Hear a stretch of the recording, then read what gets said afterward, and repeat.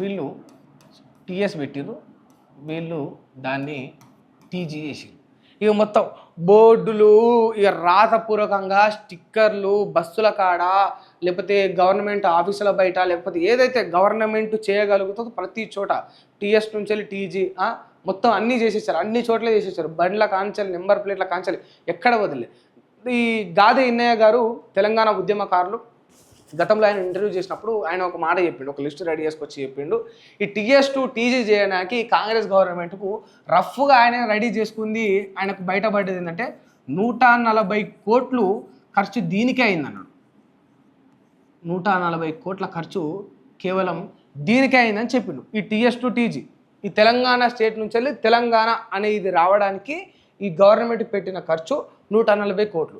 ఇప్పుడు ఈ 140 కోట్లు ఈ పేరు ఇటు నుంచి వెళ్ళి ఇట్లా పేరు మార్పు జరగడం వల్ల, టీఎస్ టు టీజీ అని పలకడం వల్ల ఏం గొప్పగా అయిందో అనేది వీళ్ళు చెప్పాలి. ఈ కాంగ్రెస్ ఎమ్మెల్యేలు చెప్పాలి, ఎంపీలు చెప్పాలి, ఇక ఎమ్మెల్సీలు ఉంటే చెప్పాలి. నిన్న మొన్న జర్నలిస్టులు కూడా ఎమ్మెల్సీలు అయిపోయినా అందరు చెప్పాలి. నిజంగా వత్తాసు పలకడం కాదు, వాస్తవాలను బయట పెట్టాలి. ఎప్పుడైనా కూడా వత్తాసు ఎవడైనా పలుకుతాడు 10 రూపాయలు ఇస్తే. జూనియర్ ఆర్టిస్టులు కూడా వేస్తారు, 100 రూపాయలు ఇస్తే యాక్టింగ్ చేయరా బాబు అంటే వాహ్ అన్న అంటారు. వీళ్ళది అట్లే ఉన్నది, చెమ్మచక్క చారడేసి ముగ్గ లెక్క. ఇక అస్సలు మచ్చుడ మాట్లాడుకుంటే ఈ టీఎస్ టు టీజీ చేయడం వల్ల తెలంగాణ బిడ్డలకు ఎంత మంచి జరిగింది,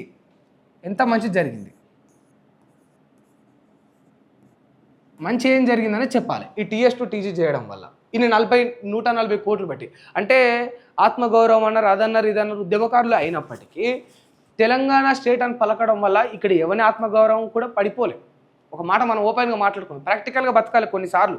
ఎందుకంటే ఈ 140 కోట్లు ఎవడబ్బా సొమ్ము కాదు, మనందరం కట్టిన పన్నులు అవి, మన సొమ్ము అది, మన కష్టం అది, మన చెమట అది, ఉప్పు మీద పప్పు మీద నేను ప్రతిరోజు చెప్తా ఉన్నా కదా. ఈ 140 కోట్లు మన సొమ్ము అది, ఈ తెలంగాణ బిడ్డల యొక్క సొమ్ము అది.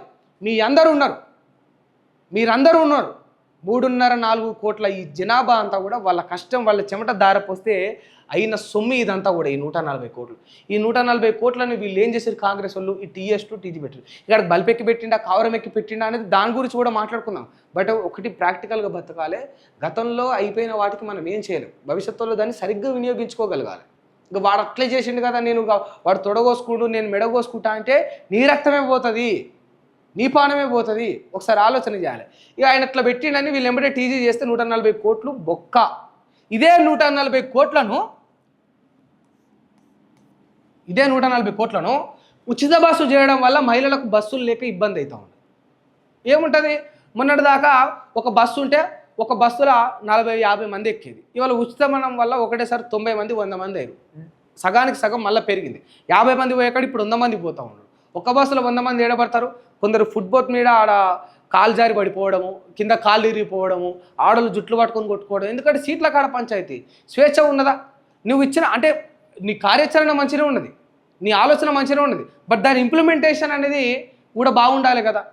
100 రూపాయలు ఇస్తా, ఇద్దరు ఇట్లా ఎవరు కావాలో నిశ్చయించుకోరా అని అన్నాను అనుకో, ఇద్దరు ఏం చేస్తారు, నాకు కావాలి రబే 100 అని ఇద్దరు గిమ్మ గుద్దుకుంటారు, ఒకటి చచ్చిపోయాడు. ఇదే మాట అట్లా చెప్పే బదులు 100ని 50 వేసి 2 50 నోట్లు తెచ్చి 50 అని ఇస్తే నీకు సగం నాకు సగం అనుకుని ఎవరి దారిలో ఆడిపోతాడు కదా. అట్లా నువ్వు ఒక బస్సు పెట్టి 100 మందిని ఉచితంగా ఎక్కటే గట్లే పంచాయతీ అవుతుంది.